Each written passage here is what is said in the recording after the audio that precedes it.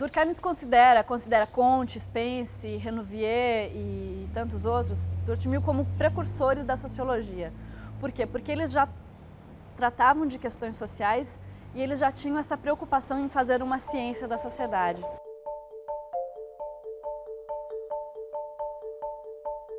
O contexto político crucial do Durkheim é o contexto de consolidação da Terceira República. Então, desde quando ele era adolescente até a idade adulta, essa foi uma questão sempre muito presente e que, de certa maneira, orienta todas as preocupações políticas que ele teve no decorrer da vida. Essa quase obrigação moral que todos os intelectuais da época sentiam de consolidar a República.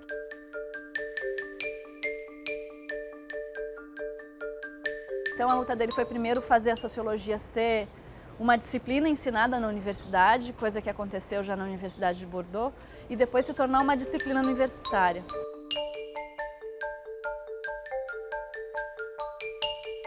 Para você, inteligente, mas não difícil, terada para você. Terada, para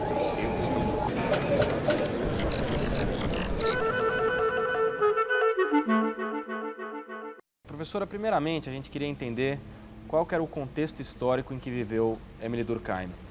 Certo, Durkheim é um francês que nasceu no século XIX, em meados do século XIX, mais precisamente em 1958, numa região de fronteira da França com a Alemanha, na região da Alsácia-Lorena. Durante a infância e mesmo durante a adolescência, ele presenciou vários conflitos de invasão da Alemanha por parte da França, mudança do Império para a República. Então, o contexto político crucial do Durkheim é o contexto de consolidação da Terceira República. Então, desde quando ele era adolescente até a idade adulta, essa foi uma questão sempre muito presente e que, de certa maneira, orienta todas as preocupações políticas que ele teve no decorrer da vida. Essa quase obrigação moral que todos os intelectuais da época sentiam de consolidar a República, que era esse grande ideal que surgiu na França desde a Revolução Francesa, que aconteceram vários contratempos. Então, a Terceira República foi o momento de fazer esse ideal que surgiu pela primeira vez de forma mais explícita em 1789 e que desde então se tentava tornar uma realidade. O Durkheim, então, sempre foi extremamente engajado com esse ideal político. Então, de fato, coisas desde a infância e adolescência dele, é possível dizer que tiveram uma grande influência sobre a postura política que ele adotou durante a vida inteira. E outro dado que é interessante de ser observado é que ele foi formado numa família de judeus com uma grande tradição de rabinos. Então, o bisavô, tataravô, o pai, o avô, todos eles haviam sido rabinos e ele deveria também ter se tornado um rabino. Ele foi enviado desde muito jovem para uma escola de formação rabínica e ainda criança ele decidiu que não era de forma alguma essa a sua vocação. Ele desde então resolveu ser professor e toda a trajetória dele foi orientada para esse caminho, até o momento que ele entrou na École Normale Supérieure para ser professor voltado à filosofia.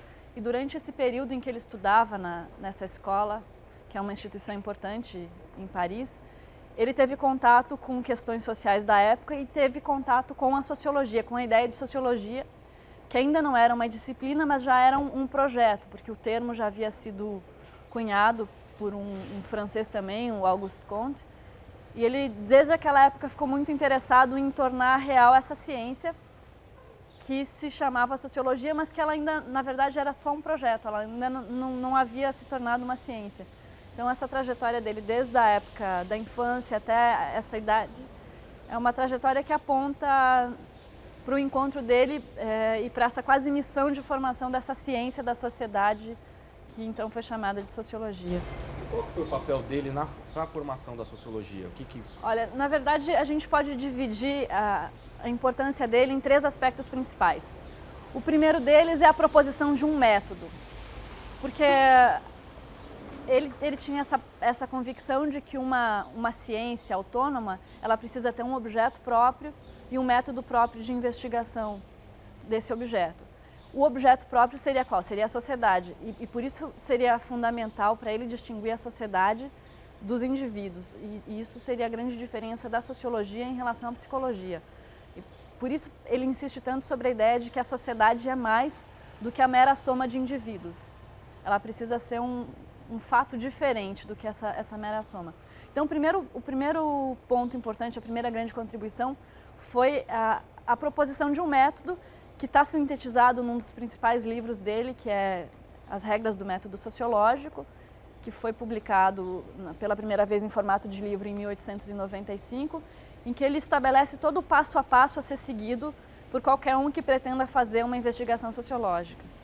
É importante notar que ele sempre deixou claro que essas regras poderiam ser alteradas com o próprio desdobramento e desenvolvimento da ciência, mas aqui estão esses procedimentos básicos. O que você precisa fazer para ter uma investigação que se considere uma investigação sociológica. O segundo elemento, bastante importante, foi a formação de uma revista chamada L'Année Sociologique, que era um anuário, que reuniu um grupo de intelectuais para pensar, a partir dessa perspectiva durkheimiana que começava a ser formada, vários aspectos da sociedade. Então foi a primeira criação institucional que fez a sociologia começar a ser respeitada como uma ciência. Então havia intelectuais especializados em religião, educação, economia, e todos eles se dedicavam a escrever artigos originais e fazer revisão de livros sobre o tema. E a terceira contribuição mais crucial foi a luta que ele sempre teve para tornar a sociologia uma disciplina universitária. Porque, obviamente, ela não era reconhecida nem como uma cadeira a ser ensinada e nem como uma disciplina. Então, a luta dele foi primeiro fazer a sociologia ser uma disciplina ensinada na universidade, coisa que aconteceu já na Universidade de Bordeaux, e depois se tornar uma disciplina universitária. Que desde então é possível falar em sociologia como uma disciplina e é possível falar na profissão de sociólogo. Por isso que ele é considerado um fundador da Por isso ele é considerado um dos fundadores, um dos principais fundadores da sociologia. Não por ter cunhado o termo, que isso foi o Comte quem fez, mas por ter tornado a disciplina algo institucionalizado e com um método próprio. A principal diferença entre Durkheim e os sociólogos, que podemos chamar de sociólogos, que o antecederam, como Comte, qual que é a principal diferença entre eles, o que foi determinante? Certo. Durkheim considera Comte, Spence, Renouvier e tantos outros, Stuart Mill, como precursores da sociologia. Por quê? Porque eles já tratavam de questões sociais e eles já tinham essa preocupação em fazer uma ciência da sociedade. Porém, a grande divergência do Durkheim em relação a eles dizia respeito, em primeiro lugar, à ausência de um método claro, à ausência de um método científico. E talvez o ponto mais importante seja o seguinte: ele dizia que esses autores lidavam com ideias e não com fatos. E para ele a sociologia precisa lidar com fatos, com coisas concretas. Ele diz: o Comte tinha uma ideia sobre o que era a sociedade, ele tinha uma das ideias centrais do Comte é essa ideia de evolução da humanidade. O Durkheim diz: a humanidade ela não é um fato concreto e a evolução da humanidade não é um fato concreto, ela é uma ideia. A humanidade não chegou a um termo final de sua evolução. Isso é uma criação do Comte, não é um fato observado. O Spencer era a mesma coisa. Ele, em momento algum, negou a influência desses autores, ele sempre reconheceu a sua importância fundamental, mas ele sempre diz: até o momento, esses autores tão centrais para nós lidaram com ideias, a partir de agora nós precisamos lidar com fatos, com coisas. Por isso, esse argumento tão central dele de dizer que os fatos sociais devem ser tratados como coisas. Ou seja, coisas que existem na realidade e que podem, sim, ser observadas. O que é um fato social, para a gente tentar definir isso? Certo. Bom, esse talvez seja o conceito central do Durkheim, que está presente desde os seus primeiros escritos e que permanece até suas últimas obras. Acho que a primeira coisa que a gente tem que ter em consideração é o seguinte: quando a gente pensa em fato, a gente sempre pensa num acontecimento. E não necessariamente é isso que quer dizer fato social. Fato social é também um feito. É tudo aquilo que é construído pela sociedade, ou seja, não é natural. Tudo aquilo que é um construto humano e que são formas de agir, de pensar e de sentir que se impõem aos homens como algo exterior, portanto, algo que não nasce com eles, não brota de um sentimento interno, que se impõe exterior e que exerce uma certa coerção. Coerção é, na verdade, uma certa obrigação, ele se impõe ao indivíduo, ou seja, não são coisas que dependem da escolha. O indivíduo sente que precisa agir daquele jeito. E na maior parte das vezes, isso se impõe de forma inconsciente. No geral, nós não temos consciência dessas formas de agir, de pensar. A gente age, a gente naturaliza. Geralmente os fatos sociais são muito naturalizados. E parte da função da sociologia é desnaturalizar isso, pensar tudo isso como uma criação, para então ser possível analisar sociologicamente as suas causas, as suas funções na sociedade. A diferença entre ser individual e ser social tem um pouco a ver com o fato social, né? Sim. Qual a diferença entre esses dois, o ser individual e o ser social? Certo. Vamos partir da ideia do indivíduo. O próprio indivíduo já é uma entidade que em si mesma possui esses dois seres. Por isso Durkheim fala em alguns artigos, especialmente em artigos sobre a religião, sobre a dualidade da natureza humana. O que é essa dualidade? É o ser individual, que é tudo aquilo que nasce comigo, dados biológicos, dados genéticos, psicológicos, tudo aquilo que tem a ver com a minha própria trajetória. E o ser social é aquele que vem de fora. São justamente essas formas de agir, de pensar, de sentir, que são consolidadas na sociedade, ou seja, é a nossa maneira de perceber o tempo, é aquilo que a gente considera como belo, como feio, aquilo que a gente considera como certo e como errado, maneira de se locomover, todas essas coisas que a gente assimila a partir de fora. O ser social, ele existe tanto fora dos indivíduos como internalizado em cada um dos indivíduos. O ser social, ele está encarnado nisso que o Durkheim chama de representações coletivas, que são todas as ideias e sentimentos que nós compartilhamos e que estão encarnados, em primeiro lugar e sobretudo nos códigos jurídicos, nos romances, na poesia, nos ditos populares, na nossa maneira de vestir.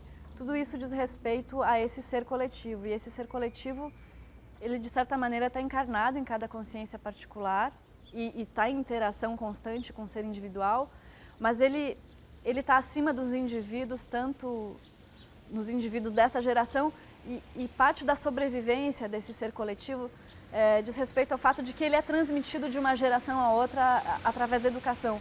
E por isso que ele se impõe com tanta força. Na verdade, a própria existência da sociedade, da coletividade, depende dessas representações compartilhadas.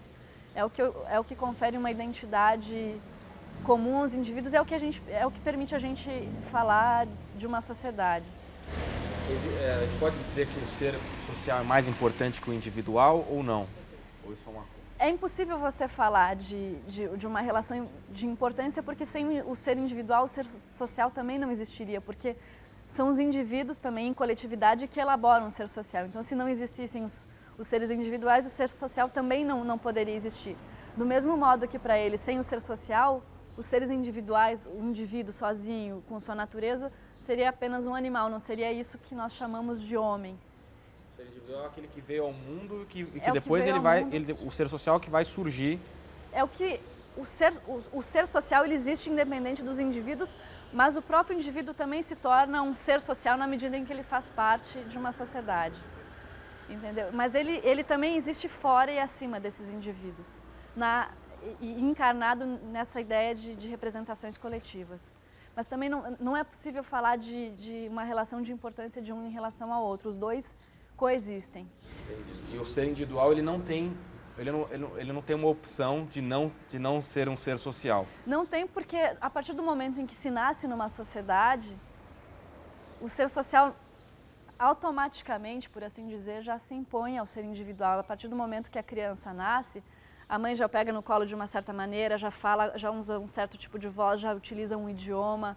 A linguagem talvez seja um dos elementos mais cruciais de determinação do ser social, é a forma de expressão. Então, a não ser que fosse um indivíduo que nascesse num local completamente isolado, sem qualquer contato com outro ser humano. Então, é impossível a gente pensar hoje no mundo alguém que exista apenas individualmente, sem isso que foi herdado de fora e herdado das gerações anteriores. Porque quando a gente pensa em ser social, ele não existe somente nesse momento agora. É óbvio que ele está em constante transformação, mas a força dele vem justamente disso, é um legado muito antigo. E ser social não é só o ser social brasileiro, paulista. tem a ver com a própria história da humanidade. Desde que o homem se tornou homem e passou a se relacionar socialmente, nós temos maneiras de perceber o tempo, de perceber o espaço, a própria necessidade de interdição, de valores morais. Tudo isso são heranças muito antigas e que fazem e que constituem esse ser social. Entendi. O ser social, ele vive hoje ele vive numa sociedade moderna, uma sociedade complexa. Como é que ele consegue conviver com outros seres? Como é que uma pessoa consegue conviver com outras pessoas? Certo.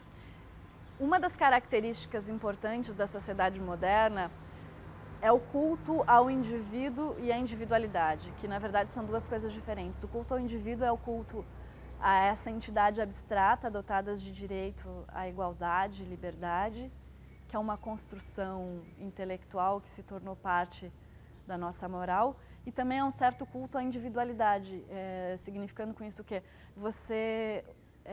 hoje em dia não existe uma pressão para você ser igual a todo mundo, coisa que existia há um tempo atrás. Hoje é considerado bacana você ser uma pessoa original, com seu gosto próprio. Então essa demanda de individualidade, é curioso notar, ela própria é uma demanda social. Hoje em dia é uma demanda social você ser dessa maneira. Por outro lado, isso pode sim ser origem da margem para conflito, porque pode ser que a individualidade de um entre em conflito com a individualidade de outro. Talvez esse seja o grande desafio da época moderna, quando há esse conflito de valores. Porque quando se fala de individualidade, também são conjuntos de valores, não é um ser individual.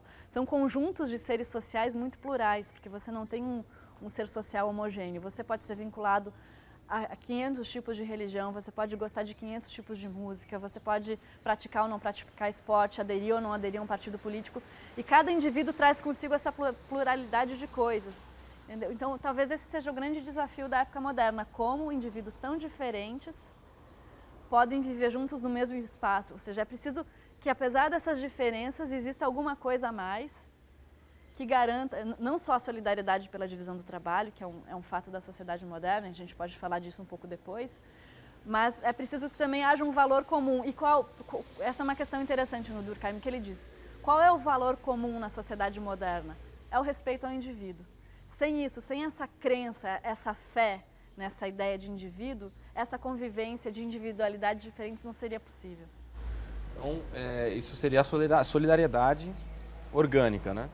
Sim, esse é o tipo de relação social que se dá num mundo em que existe a solidariedade orgânica. Talvez acho que a gente possa entrar um pouco agora nesse outro par de conceitos que é tão central para o Durkheim, que é esse par, solidariedade mecânica e solidariedade orgânica. O que vem a ser isso, né? É um par conceitual que ele introduziu na tese de doutorado dele, que se chama A Divisão do Trabalho Social, que foi posteriormente publicada na forma de um livro, que se tornou uma das principais obras dele e que, ao mesmo tempo que é uma teoria sobre o funcionamento da sociedade em geral, também é uma teoria sobre o funcionamento, é quase uma teoria sobre a história das sociedades, especialmente das sociedades ocidentais. Vamos começar então pela ideia de solidariedade mecânica, que se opõe à de solidariedade orgânica.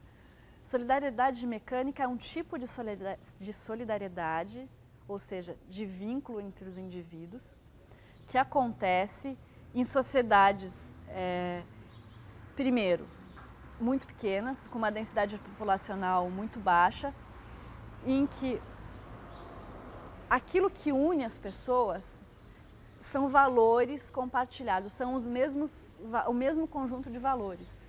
E são sociedades mais rígidas, porque qualquer desvio a esses valores compartilhados são imediatamente punidos e geralmente punidos de forma muito severa. A esse tipo de solidariedade corresponde sempre um tipo de sanção, que o Durkheim chama de sanção repressiva. Sanção é uma reação da sociedade, seja por parte da sociedade em geral, seja por parte do direito, na forma de uma pena pré-estabelecida. E a solidariedade mecânica é um tipo de ligação entre os indivíduos que passa a acontecer nas sociedades modernas. Quando essa consciência moral muito rígida, ela passa a ser afrouxada. Ou seja, você tem várias formas de vida diferentes. Você não tem mais um único conjunto de valores. Você não está mais numa sociedade que você precisa ser ou protestante, ou católico, ou judeu, ou muçulmano, ou qualquer outra coisa.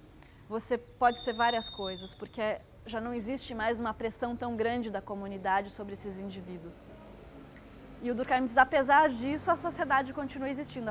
Apesar disso, a sociedade não se desfez. Por quê? Porque passou a existir um novo tipo de solidariedade que se dá no plano do trabalho. Nas relações sociais de trabalho também existe um conjunto de normas. O mundo do trabalho ele é completamente juridificado, ele é completamente regulado. E esse tipo de regulamentação passa a ser central para esse novo tipo de contrato social. A gente pode usar essa expressão, não é uma expressão que ele use muito. E essa solidariedade passa a existir por causa da interdependência que se constitui entre os indivíduos. Você tem como uma cidade como essa, que nós estamos aqui, isso é possível de ser visto com um pouco mais de clareza, porque talvez as relações sejam um pouco menos complexas do que em sociedades muito grandes, né? A gente pode ver exemplos muito simples dessa divisão do trabalho, da pessoa que vende os produtos, da pessoa que produz as coisas. A divisão do trabalho ela não se dá apenas no interior de uma fábrica, porque muitas vezes a gente pensa nisso, né? Numa fábrica tem quem aperta o parafuso, tem quem... Enfim, a gente tem essa imaginação, acho que essa ideia é bastante clara na cabeça, né? Que é uma forma de divisão do trabalho. Mas a divisão do trabalho também se estende por toda a sociedade.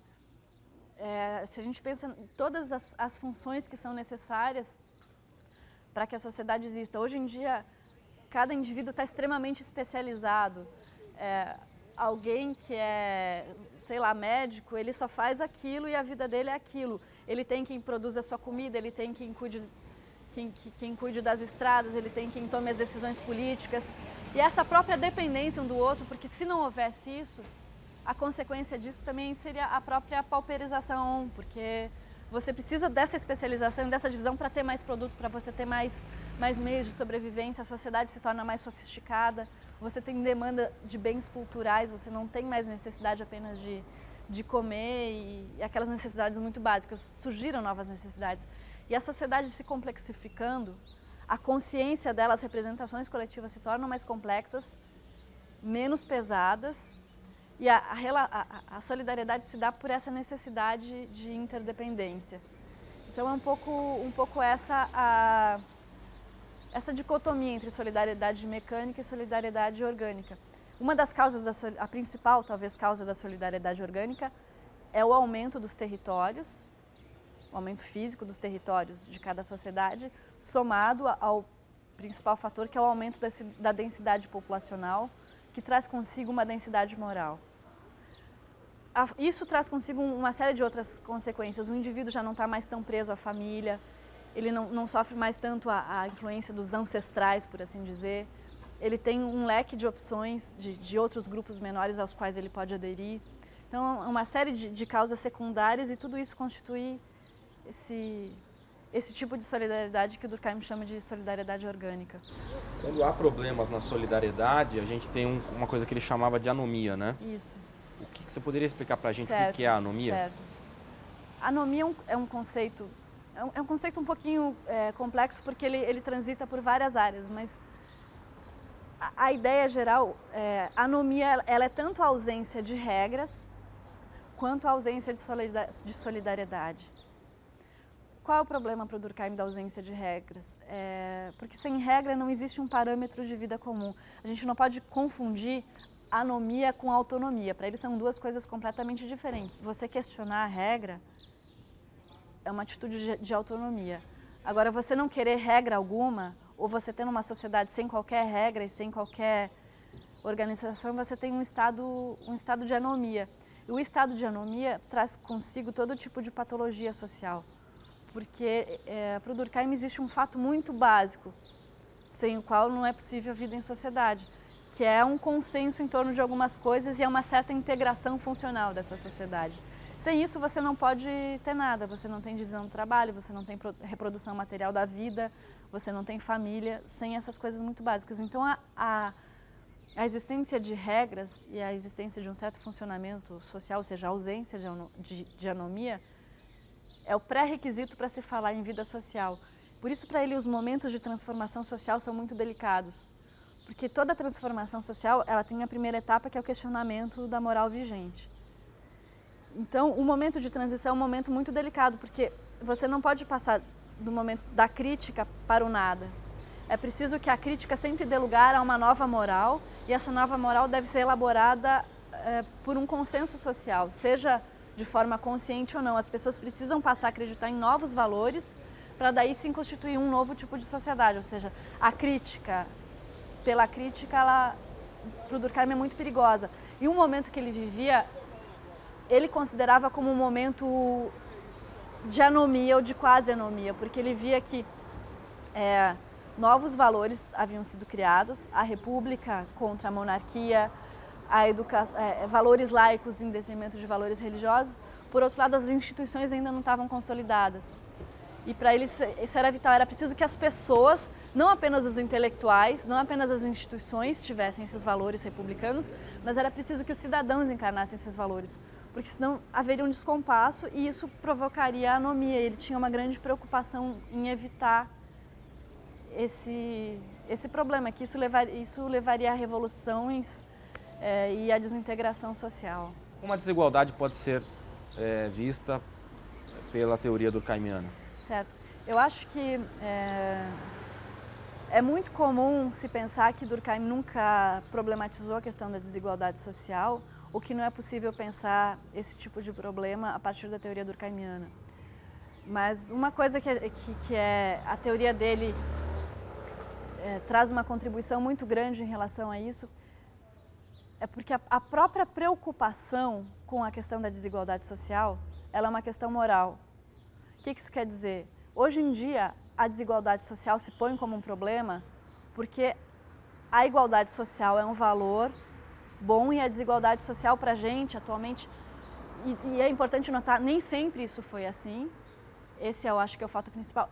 A desigualdade social para a gente é uma violação àquilo que é de mais sagrado, ou seja, os direitos básicos de cada indivíduo.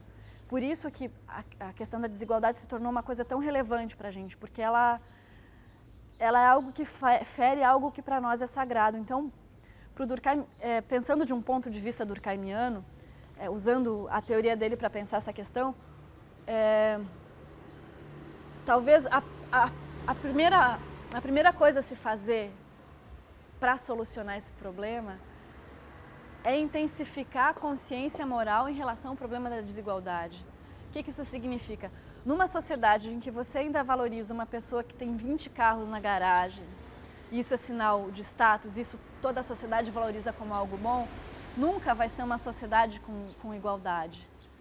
Porque é uma valorização social da posse de bens e não da posse de conhecimento, não da solidariedade, mesmo para usar um termo dele. Então começa por aí.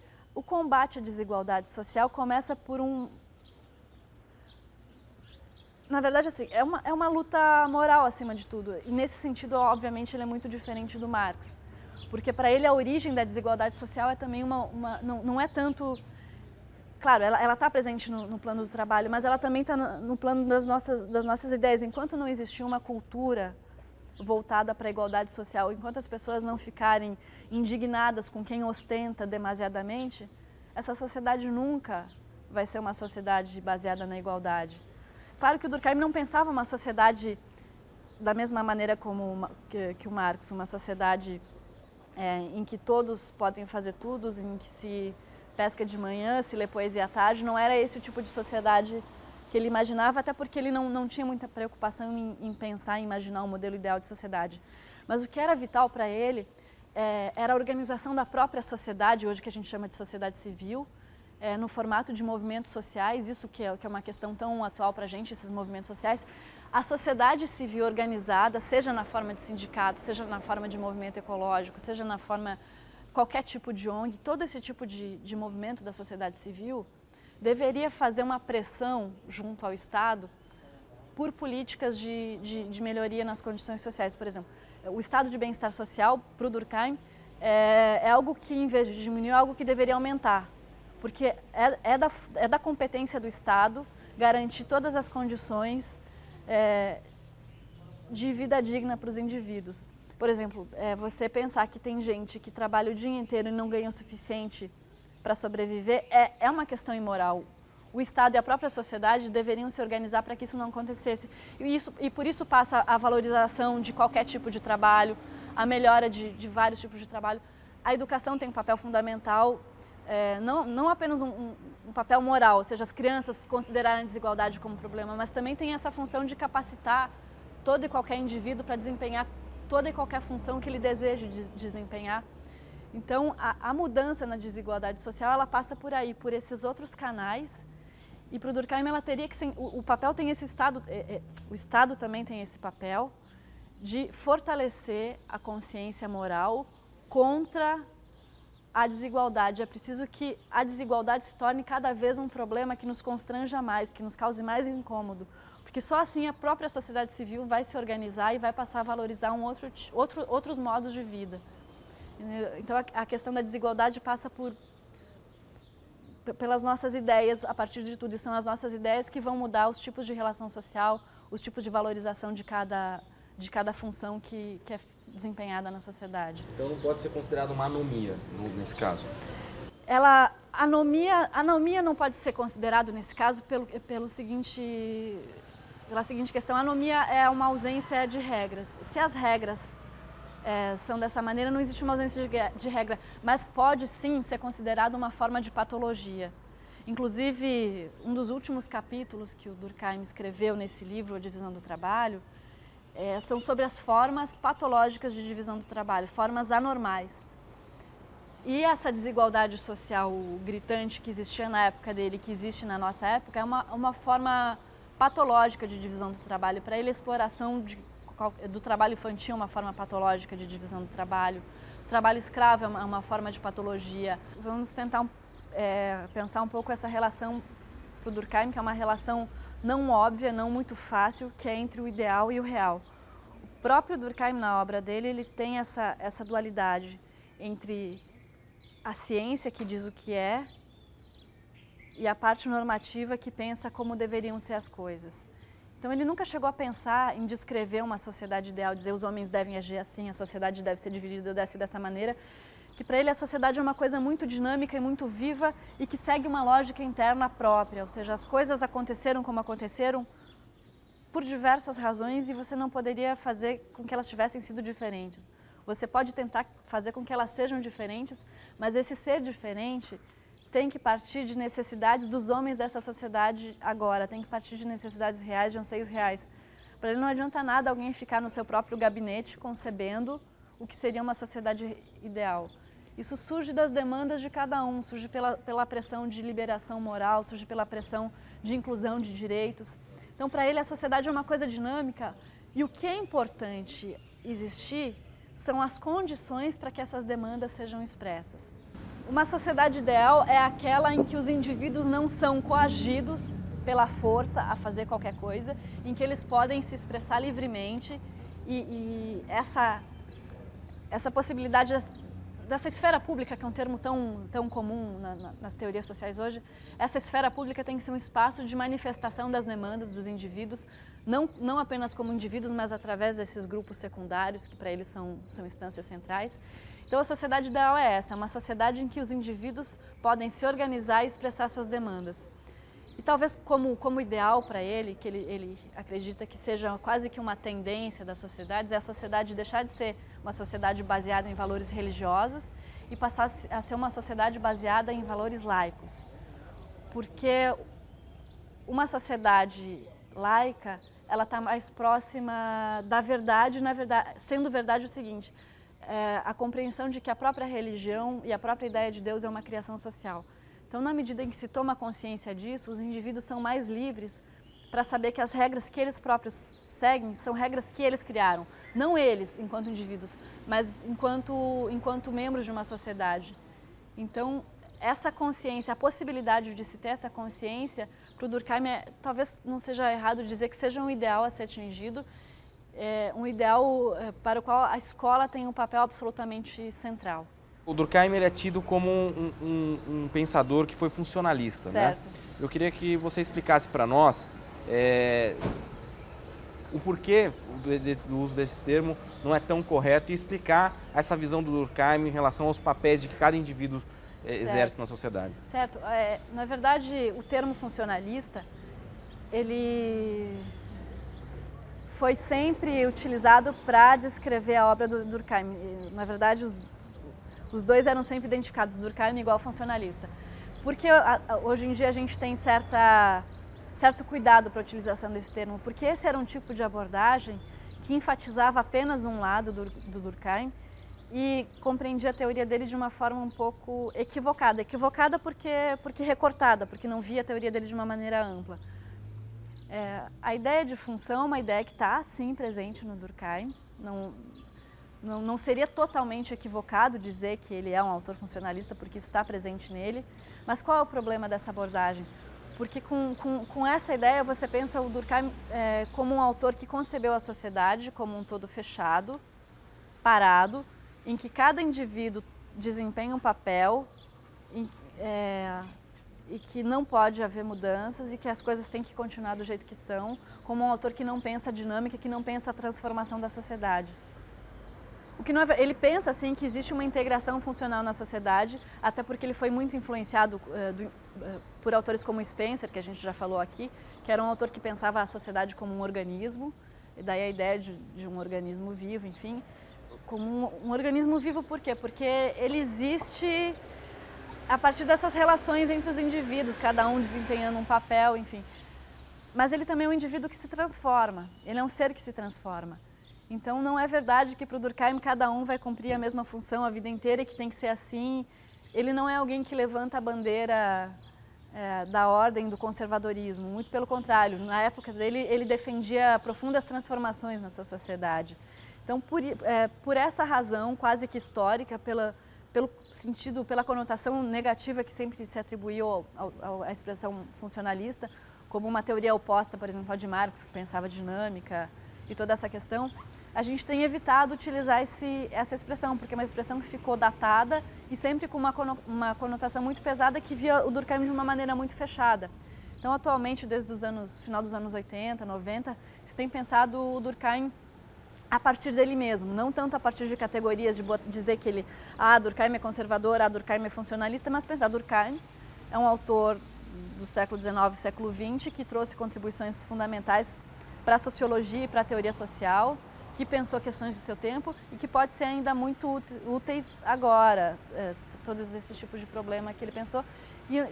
O nosso esforço é isso, é ver como a teoria dele pode fazer sentido no mundo de hoje, você tomar aquelas categorias e tentar pensar o que está acontecendo agora, não de uma forma dogmática, mas tentando fazer a crítica do Durkheim, tentando atualizá-lo para as questões que são relevantes para nós, que não necessariamente eram as mesmas questões que faziam sentido no mundo dele. Só pegando esse gancho,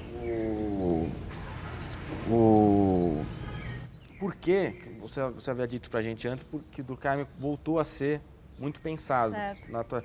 Por que nesse momento ele voltou a ser lembrado? A ser lembrado. Bom, é difícil estabelecer uma única razão. Primeiro uma série de coincidências de gente que começou a se interessar pelo Durkheim e começaram a ser retomados textos antigos dele que apontaram para um novo Durkheim. Por exemplo, tem um Durkheim no debate com a filosofia, que é um Durkheim mais próximo das questões da filosofia, como um autor interessante para pensar a moral, que a moral é uma questão clássica da filosofia, sempre fez parte do domínio da filosofia, então se descobriu que o Durkheim é um autor interessante para pensar isso, se encontrou manuscritos dele. E talvez junto com isso, na sociologia em especial, uma certa crise do paradigma marxista. Eu não estou dizendo que o paradigma tenha sido deixado de lado ou que ele deixe de ser importante de forma alguma, mas se começou a pensar que talvez Marx já não fosse suficiente para explicar todas as dimensões da vida social. E se começou a perceber que a questão da moral, você pensar as relações sociais, as próprias relações econômicas como questões morais, é uma coisa que faz muito sentido. Você pensar o homem como um ser moral, que age não por interesse apenas, como no caso do utilitarismo, mas como alguém que tem valores, que tem crenças, que tem ideias. Tudo isso passou a fazer muito sentido no mundo de hoje. E outro aspecto interessante dele é que ele está muito próximo a essas teorias que são muito contemporâneas, como por exemplo de Habermas e essa teoria crítica contemporânea, porque o Durkheim é um autor que pensou o espaço público, é um autor que pensou a formação de consenso moral, é um autor que pensou a deliberação, pensou a democracia. Durkheim era um defensor ardoroso da democracia e da república, e todas essas são questões muito atuais. Hoje em dia, a desigualdade social, ela não é mais um problema isolado, ela está junto com a questão da democracia, ela está junto com a questão do respeito ao indivíduo, e o Durkheim tinha pensado todas essas questões e se está redescobrindo todas essas coisas que ele já discutiu naquela época, que são ainda questões atuais, ainda é um desafio nosso como tornar a democracia uma coisa de fato e não apenas uma ideia, como fazer a república existir, ou seja, essa res pública, essa coisa nossa. Tudo isso são desafios que a gente ainda tem pela frente. O Estado também é uma dessas questões que permaneceu não explorada no Durkheim até um tempo atrás, porque há um conjunto de escritos dele sobre o Estado que foi publicado apenas em 1950, que foram aulas que ele deu sobre o Estado, num curso sobre Estados, associações profissionais e indivíduo, que é um texto extremamente interessante. No Brasil ele está publicado com o título Lições de Sociologia, e nesse livro ele expõe claramente qual é a concepção que ele tinha sobre o Estado. Vamos tentar o seguinte, para ele o principal elemento do Estado é a Assembleia Legislativa, é essa esfera de criação de leis. No caso de um país, especialmente no caso do Brasil, Senado e Câmara dos Deputados, porque são as esferas legislativas que mais têm poder na criação de leis. E vamos tentar pensar a relação entre sociedade e Estado. Para o Durkheim, as representações coletivas, elas são elaboradas no seio da sociedade, geralmente de forma inconsciente, em conversas, em reflexões. A igreja tem um papel fundamental, especialmente nas épocas passadas, na formação das nossas representações. E representações coletivas são todo esse conjunto de ideias que existe na sociedade, geralmente de maneira difusa. E essas representações, elas de alguma maneira chegam no Estado. O Estado, na figura especialmente do legislativo, é a instância responsável por elaborar de uma forma mais consciente essas representações. E essas representações coletivas, esses valores, aqueles que de fato são, ou ao menos deveriam ser os mais importantes para a sociedade, eles devem ser objetivados na forma do direito. Ou seja, tem certos costumes morais que não são provavelmente considerados pela sociedade tão relevantes assim. Então, um desrespeito a esse tipo de costume, ele é simplesmente reprovado pela própria sociedade, com um olhar feio, uma repreensão. Agora, há certos tipos de valores que são absolutamente vitais para a sociedade. Por exemplo, direitos de proteção à criança, o direito à propriedade, que para a gente, na nossa cultura, é um valor sagrado. Todo esse conjunto de coisas são valores muito importantes que estão já presentes na sociedade, que o Estado elabora, discute. A função dos deputados é discutir, depurar os vários pontos de vista e fazer com que essas demandas sejam tornadas leis. E qual é a contrapartida da lei? A contrapartida da lei é que o desrespeito a essa regra moral, que passou a ser uma regra jurídica, ela vai ser punida. Todo desvio da regra corresponde uma sanção. Seja uma sanção por parte da sociedade, seja uma sanção muito precisa dada pelo Estado. O indivíduo vai ser preso, vai ter que pagar uma multa. Então, há essa relação muito forte entre Estado e sociedade. E, por outro lado, o Estado ele é responsável por elaborar de uma forma um pouco mais sofisticada e mais... Sofisticada, sim, porque coloca na forma de lei, delibera sobre tudo isso. Então, o Estado não é um órgão que está acima da sociedade apenas. Ele está acima no sentido de que essas representações chegam até ele, mas ele deve estar a serviço da sociedade e deve servir para esclarecer a própria consciência social. E para ele, há uma questão que eu acho que é de vital importância, que ele pensou, que para ele o indivíduo, os direitos individuais, eles surgem de um jogo de forças entre o Estado e os grupos secundários. Grupos secundários, para eles, pode ser igreja, pode ser grupo de amigos, pode ser qualquer grupo de escoteiros, de ONGs e qualquer tipo de coisa. Qualquer grupo que esteja entre o Estado, entre a vida política e o indivíduo isolado em sua família. Por que o indivíduo nasce desse jogo de força entre essas duas instâncias? Porque para o Durkheim, se o Estado fosse fraco, os grupos secundários poderiam absorver demais o indivíduo. E ele vive, é como se nesses grupos passasse a surgir uma nova forma de solidariedade mecânica. Como se o indivíduo tivesse que ser completamente absorvido nisso. O Estado é esse agente mais neutro e mais abstrato, porque ele está muito acima, você não consegue ter muita clareza sobre o que é Estado. E com as suas leis, ele garante que o indivíduo não seja oprimido pelos grupos sociais intermediários. Por outro lado, sem esses grupos, se existisse só o Estado e os indivíduos, o indivíduo não teria uma identidade, ele seria um ser, ele não teria gostos definidos, ele não teria vínculos. Então o indivíduo surge desse equilíbrio de forças, ele vem com a sua própria trajetória e participa desses vários grupos intermediários, e esses grupos intermediários eles têm o seu poder amenizado pelo Estado. Então a sociedade se constitui dessa maneira, o Estado protege o indivíduo e garante seus direitos individuais, e os grupos intermediários chegam com suas demandas e ao mesmo tempo conferem uma certa identidade aos indivíduos. Então o Estado tem esse papel absolutamente vital para o Durkheim, e desde que ele cumpra esse papel. Maravilha, valeu. Para você, inteligente, mas não te conheço, terá para você. Terá.